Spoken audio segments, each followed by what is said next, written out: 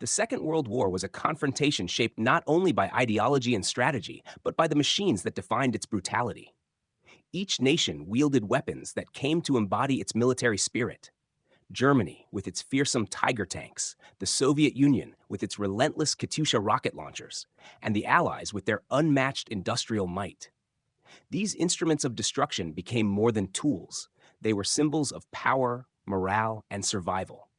Among the vast arsenal of the Allied forces, one weapon in particular earned a reputation far beyond its size or complexity.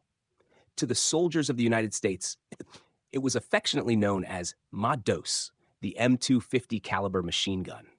Compact yet devastating, it commanded both respect and dread across the battlefields of Europe and the Pacific.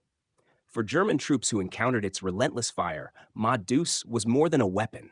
It was a constant, thunderous reminder of the Allies' technological precision and overwhelming firepower.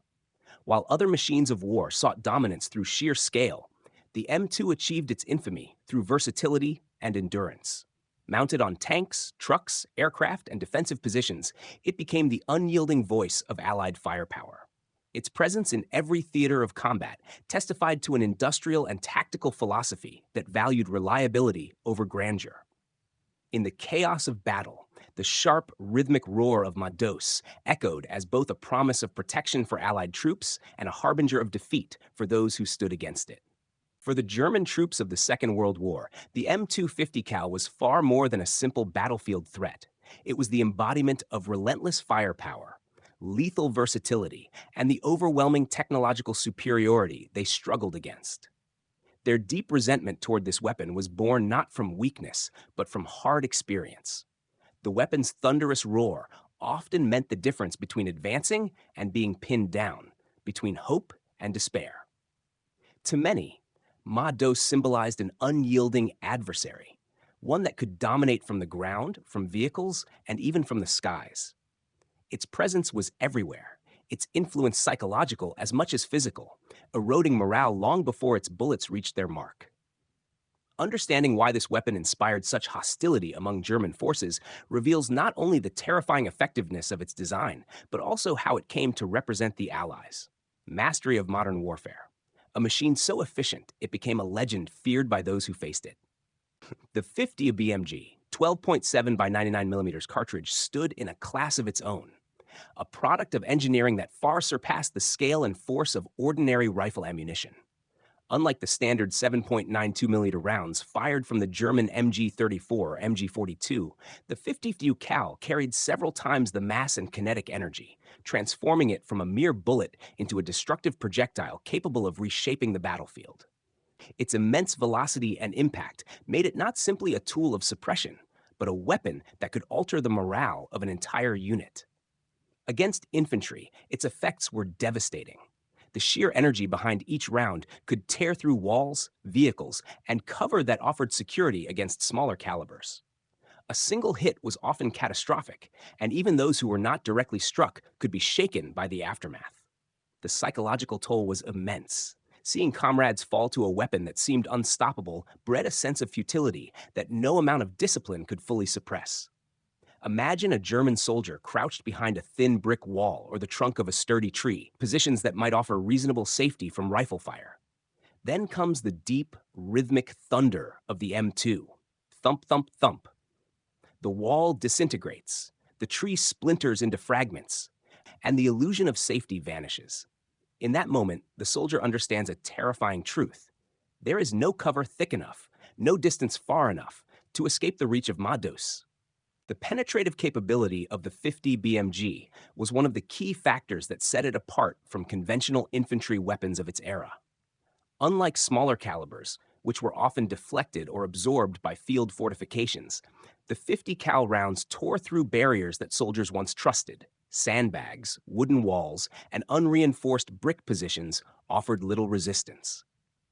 This ability fundamentally disrupted the defensive doctrines of the German infantry, which relied on such cover to withstand attacks and regroup under fire.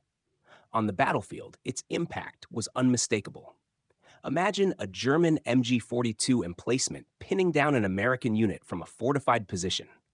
Rather than launching a costly frontal assault, the U.S. troops would position an M2 at a distance. When the heavy, booming rhythm of Ma Dos began, its rounds would slice through the steel shield protecting the gun crew, shatter the emplacement, and silence the machine gun without the Americans ever needing to close in. It was not just suppression, it was annihilation through precision and power. The M2's ability to erase defensive positions from afar redefined what it meant to hold ground, turning once safe strongholds into death traps and reshaping the very psychology of cover in modern warfare. The M2's deadly versatility made it one of the most feared instruments of war, a true destroyer across every front.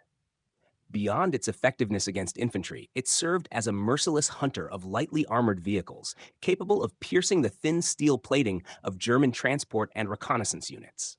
Trucks like the Opel Blitz, half-tracks such as the Kfz 251, and scout cars like the SD Kfz 222 all fell prey to the raw kinetic force of the 50 caliber rounds, which could rip through metal, ignite fuel tanks, and disable convoys before they even had a chance to react. Picture a German supply convoy winding through the quiet countryside of occupied France. From a concealed hillside position, an American Jeep equipped with an M2 opens fire. Within moments, chaos erupts. Engines burst into flames, tires explode, and vehicles veer off the road as the thunder of heavy fire echoes across the valley. In a matter of minutes, an entire column meant to sustain frontline troops is reduced to smoking wreckage. The M2 was not merely a weapon of destruction. It was a strategic equalizer. By severing the logistical lifelines of the German army, it demonstrated that dominance on the battlefield was no longer measured solely in numbers or armor thickness, but in the reach and adaptability of a single unrelenting gun. From the skies, the M2 became an even greater symbol of technological dominance, a weapon that extended American firepower far beyond the trenches.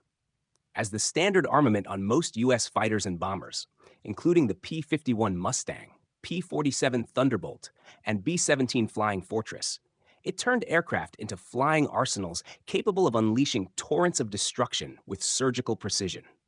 The synchronization of multiple M2s on a single aircraft meant that a pilot could deliver overwhelming bursts of fire capable of shredding both enemy aircraft and ground targets in seconds. Imagine a P-47 Thunderbolt diving toward a German anti-aircraft position, its 8 M2s blazing in unison. The roar of engines merges with the hammering rhythm of 50 caliber fire, and within moments, the earth below erupts in dust and debris. Defensive guns are silenced, their crews scattered before they can return fire. The ground appears torn apart, as if plowed by invisible fury from above. This was the terror the M2 carried into the skies, a union of speed, precision, and unstoppable firepower that ensured American air superiority. To those beneath its shadow, the weapon's thunder was not merely sound, it was the unmistakable sign of defeat descending from the heavens. Among all its incarnations, the M2 reached one of its most terrifying forms when adapted for ground-based anti-air defense. Mounted in the M45 quad-mount system, 4 heavy machine guns fixed on a rotating turret atop an M16 half-track, it became a mobile fortress capable of unleashing an almost continuous storm of fire.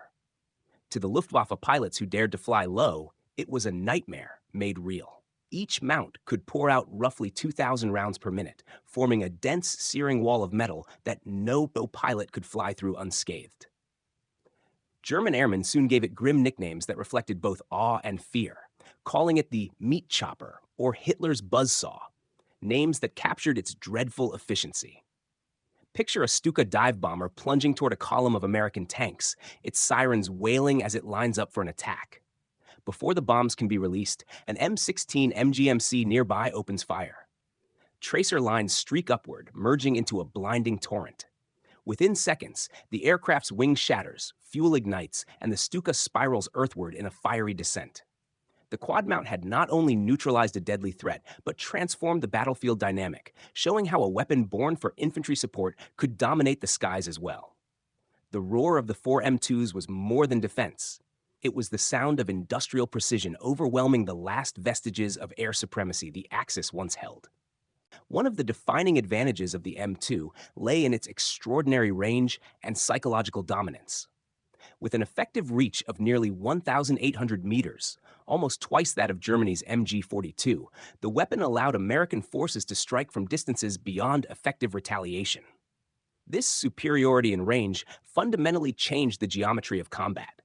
Positions that once offered safety or concealment were now exposed to precise, devastating bursts from afar. Soldiers equipped with the M2 could dictate the terms of engagement, choosing when and where to fight, while their adversaries found themselves constantly under threat, even when they believed they were out of reach. Consider the case of a German marksman entrenched behind cover, harassing advancing U.S. troops. Rather than dispatching a counter-sniper team to neutralize the threat, the Americans deploy an M2 fitted with an optical sight. From over a kilometer away, the gunner takes aim, and a few well-placed bursts end the confrontation decisively. The battlefield's balance shifts instantly, from one of equal contest to one dominated by range and precision. Beyond its physical impact, the M2's long reach imposed an invisible pressure on enemy troops.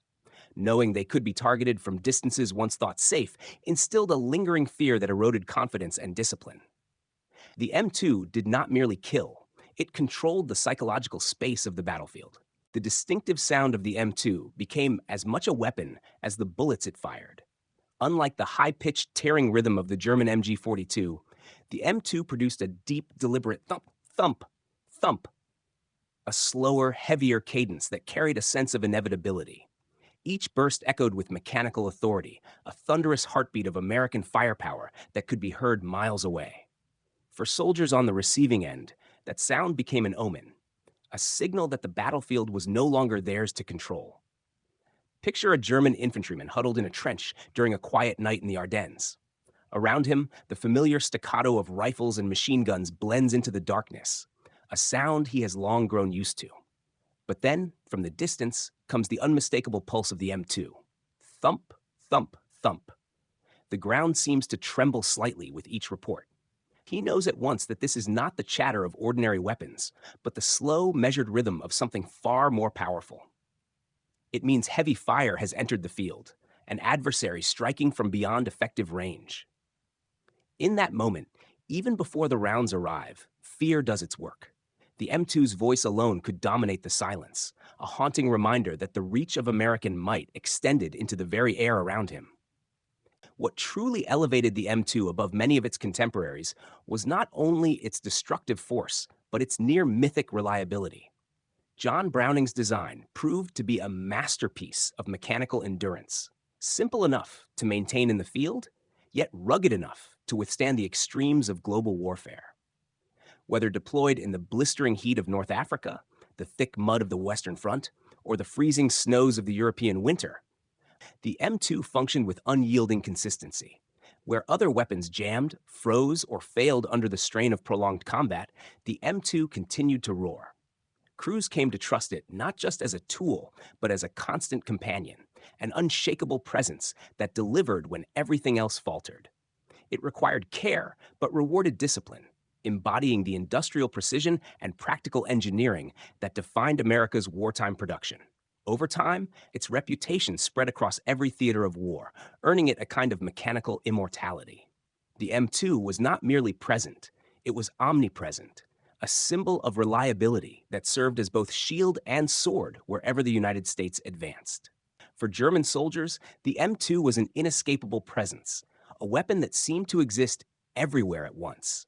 It was mounted on Sherman tanks rumbling through villages, fixed to jeeps and trucks escorting convoys, installed on naval vessels patrolling the coasts, and even carried aboard aircraft overhead.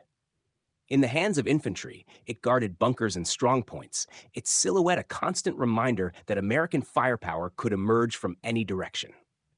Nowhere on the battlefield felt beyond its reach. Imagine a German infantryman caught in the chaos of a collapsing front. Moments after diving for cover as a P-51 fighter streaks past, strafing the ground with heavy rounds, he hears the grinding approach of a Sherman tank, its turret-mounted M2 sweeping the street ahead. Before he can recover, a distant emplacement opens up, the heavy rhythm of another M2 pinning him to the ground. Each encounter reinforces the same truth. The weapon is everywhere. It dominates the air, the earth, and the imagination alike. That relentless ubiquity, Hearing its thunder no matter where one turned created a sense of futility that no training or courage could erase. The M2 was not just a gun, it was a presence that defined the very sound and shape of Allied superiority. When viewed through the lens of history, it becomes clear why the M250 Cal earned such an enduring reputation among German troops. Its brutal striking power, unmatched versatility, exceptional range, deep psychological impact, and near omnipresent deployment combined to make it one of the most feared and despised weapons of the war. Yet, that hatred carried within it an unspoken acknowledgement, a reluctant respect for the weapon's engineering brilliance and the industrial might that produced it. The fear it inspired was not born solely from destruction, but from recognition. It represented a new kind of warfare, one defined by overwhelming firepower, relentless precision, and logistical mastery. The M2 embodied the American military doctrine of winning not through attrition, but through dominance of technology and sustained force. Over time, MA-DOS transcended its role as a machine gun. It became a legend, an enduring symbol of American strength, innovation, and industrial power.